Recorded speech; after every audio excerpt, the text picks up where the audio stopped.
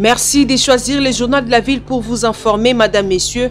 Bienvenue dans cette session d'information dont voici les titres. Comportement de monnayage de voix par certains députés provinciaux aux sénateurs et gouverneurs aux élections.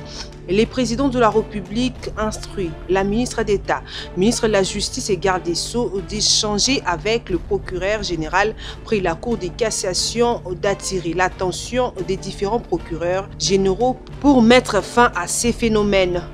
Les députés provinciaux élus du Nord Kivu disent indignés de la montée de l'agression rwandaise sous couvert du M23 dans plusieurs localités de leur province et craignent la balkanisation du pays. Vous suivrez leurs déclarations dans ces journaux, Madame, Messieurs, bienvenue.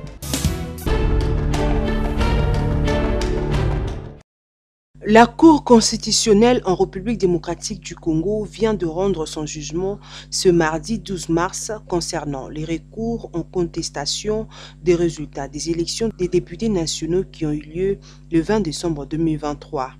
46 députés sont définitivement proclamés par la Cour constitutionnelle, ce qui entraîne le remplacement de 42 élus qui occupent encore le poste sur une cinquantaine des dossiers jugés recevables et fondés.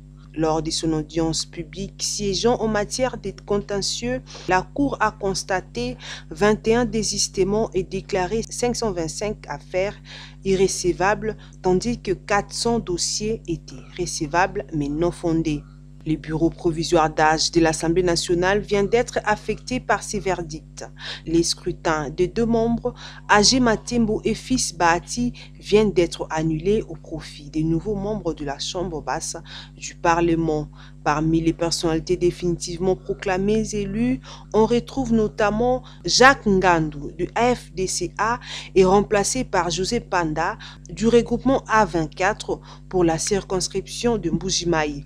Pour la circonscription d'Ouvira, Alexis Guissaro de l'UDPS Tshisekedi remplace Delphin Kamanda du même parti.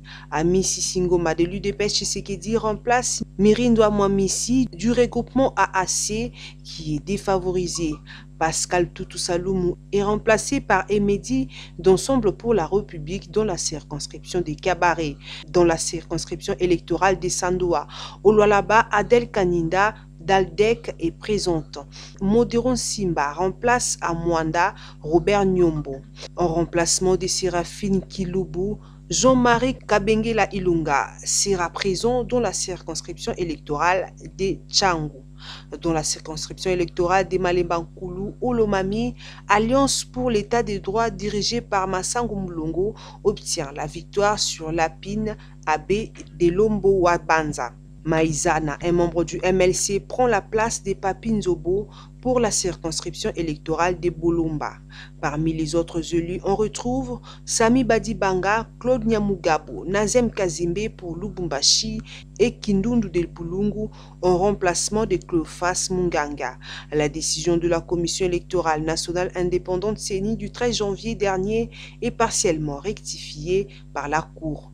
De cette manière, elle termine l'examen des différends concernant les résultats en émettant un arrêt unique déclarant les députés nationaux définitivement proclamés élus. Ici est dénoté qu'après ces arrêts de la Cour constitutionnelle, la FDCA de Bahati Lukwebo perd 9 sièges et occupe désormais la 4e place. La première place, on retrouve l'UDPS Tshisekedi, 2e place UNCA, 3e place AAP et de Tony Kankou.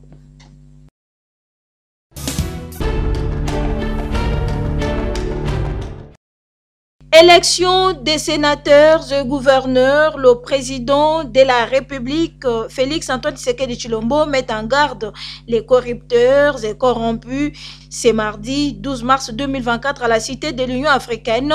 Il a échangé avec la ministre d'État, ministre de la Justice et garde des Sceaux, Rose Mutombo Kessé, au sujet du comportement des différents députés provinciaux qui monnaieraient leur voix auprès des candidats sénateurs et gouverneurs. En sa qualité de garant du bon fonctionnement des institutions, le chef de l'État, Félix-Antoine Tshisekedi Tshilombo, a demandé à la ministre d'État, ministre de la Justice et garde-sceaux, Rose Mutombo, d'échanger avec le procureur général près la Cour de cassation pour qu'il puisse attirer l'attention des différents procureurs généraux sur tous ces bruits de corruption. Les services seront derrière ces députés provinciaux, celui qu'on va attraper en train de monnayer. Il n'y a pas de marchandises à vendre auprès des sénateurs et les gouverneurs. Et que cela doit s'arrêter. On ne peut pas continuer à accepter une telle corruption à ciel ouvert et qu'il faut qu'il y ait des sanctions sévères pour tout celui qu'on va attraper en train de monnayer son siège, sa voix auprès des sénateurs et gouverneurs. C'est vrai que la corruption, c'est une infraction très difficile à établir, étant donné qu'il y a un corrupteur et un corrompu, mais nous disons que ça sera vraiment dommage que cela continue. Celui qu'on va attraper ne pourra tirer que les conséquences de son comportement. Initialement prévues respectivement pour le 31 mars et le 7 avril 2024, les élections des sénateurs ainsi que celles de gouverneurs et vice-gouverneurs de province ont été reportées de 3 semaines. Le calendrier remanié tel que publié par la Commission électorale nationale indépendante CENI prévoit la tenue des sénatoriales le 21 avril prochain et les votes de gouverneurs et vice-gouverneurs le 28 du même mois.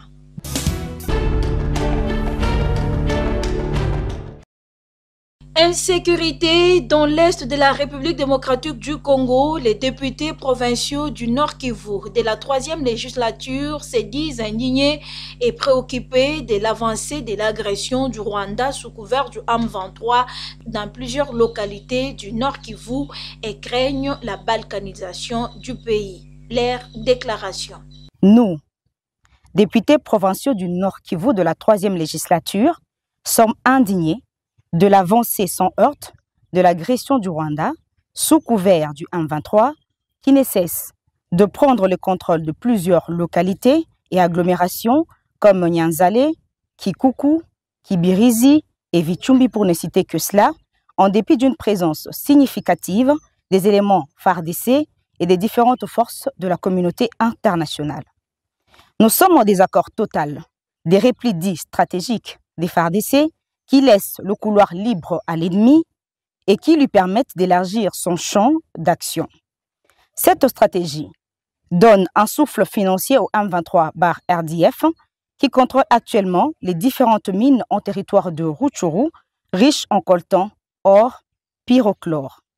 En plus, il s'est signalé que la coïncidence de l'avancée du M23/RDF avec l'activisme des ADF dans le territoire de Béni ainsi que dans la province de l'Ituri, témoigne d'une corrélation visant la balkanisation de la République démocratique du Congo. Et pour ce faire, les députés provinciaux élus du Nord Kivu recommandent au président de la République ce qui suit. Tout en réaffirmant notre attachement à la souveraineté et à l'intégrité territoriale de notre pays, nous recommandons ce qui suit. Au président de la République, chef de l'État, son Excellence, Félix-Antoine Tshisekedi Tshilombo, de poursuivre sans relâche les efforts diplomatiques pour mettre fin à l'agression rwandaise et au pillage de nos ressources naturelles.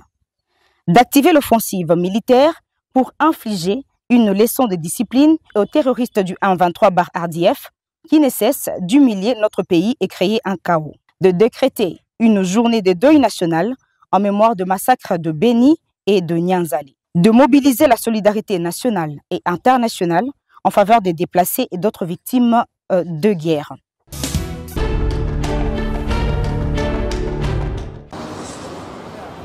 Le ministre de l'enseignement primaire, secondaire et technique, le professeur Tony Wabakazadi, s'est rendu ce lundi 11 mars 2024 au village Vénus où se tiennent les travaux de réflexion entre le banc syndical EPST et le banc gouvernemental sur les actions à mener au profit de l'enseignant dans le cadre de l'exécution du budget exercice 2024.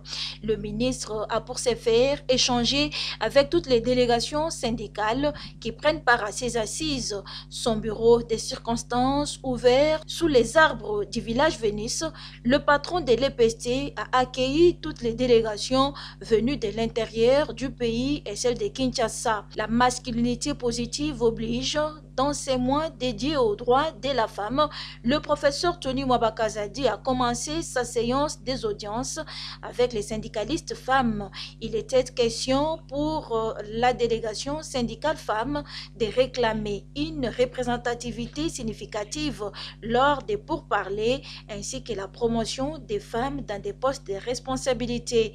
Prêtant une oreille attentive, le ministre de l'EPST a rassuré à cette délégation féminine de la prise en compte de leurs doléances. Puis, s'en est suivi la délégation des syndicalistes de l'espace Grand Kassai qui a exposé d'une manière limpide les problèmes majeurs qui rongent le sous-secteur de l'éducation dans cette partie du pays, notamment la non-prise en charge de plusieurs agents de bureaux gestionnaires ainsi que la désactivation de certains agents des antennes de la Dinakopé qui, malgré cette déconvenue, continue à travailler. Sur ce point, le ministre a instruit le directeur national de la Dinakopé de prendre les dispositions pour régulariser la situation de ces derniers. À la même occasion, le professeur Tony Mwabakazadi a pourvu à une vacance à la tête de la province éducationnelle de Sankourou 2.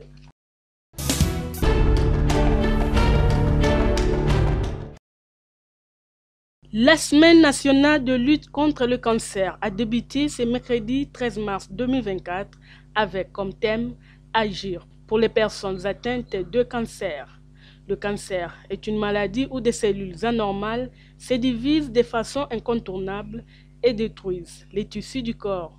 Cette maladie se manifeste par les changements ou manifestations physiques, changements inhabituels d'un sein, nouveaux grains de beauté ou modification de celles-ci, difficultés à avaler et autres. Les cancers les plus graves et les plus mortels sont les cancers du poumon, les cancers du colorectal et les cancers de la prostate. En République démocratique du Congo, environ 34 812 personnes sont mortes sur 48 839 nouveaux cas de cancer recensés en 2022 en RDC. En faute de prévention, d'équipement pour détecter le cancer, de nombreuses femmes découvrent trop tard qu'elles sont atteintes du cancer du sein et n'en guérissent plus. Dépister précocement, le cancer du sein peut se traiter.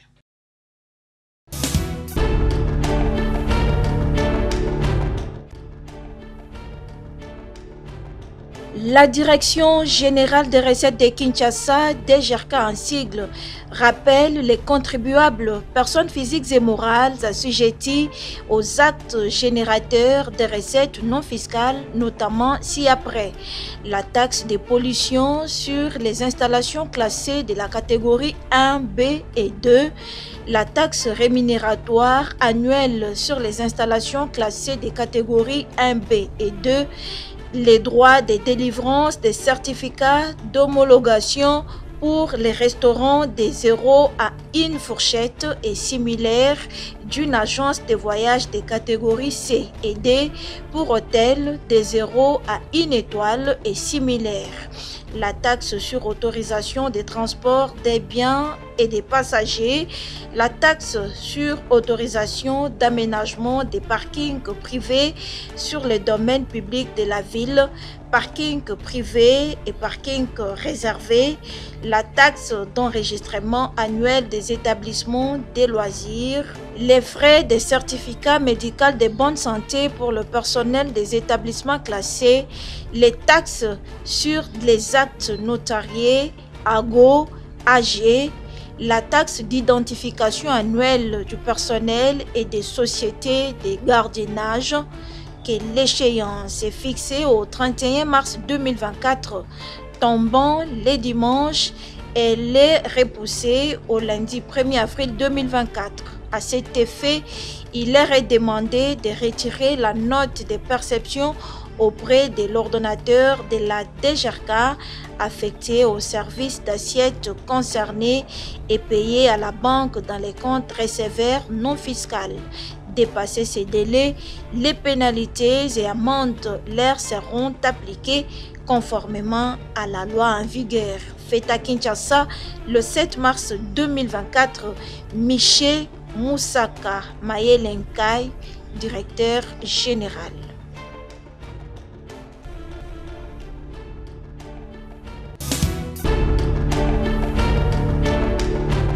Direction générale de recettes de Kinshasa rappelle les contribuables, personnes physiques et morales, que l'échéance du paiement de l'impôt foncier exercice 2024 et de l'impôt sur le revenu locatif exercice 2024, revenu 2023, est prorogée au 31 mars 2024. Elle vous convie d'effectuer vos déclarations à la DGRK ou en ligne au www.e-dgrk.com. Notez bien, ne payez qu'auprès de banques partenaires de la ville de Kinshasa. Attention! Les contribuables gérés par les directions des impôts de la Gombe, de l'Imédé et de Ngaliema Nord sont invités à faire leur déclaration en ligne. Pour cette catégorie de contribuables, aucune déclaration sur support papier ne sera acceptée. Message de la Direction générale des recettes de Kinshasa.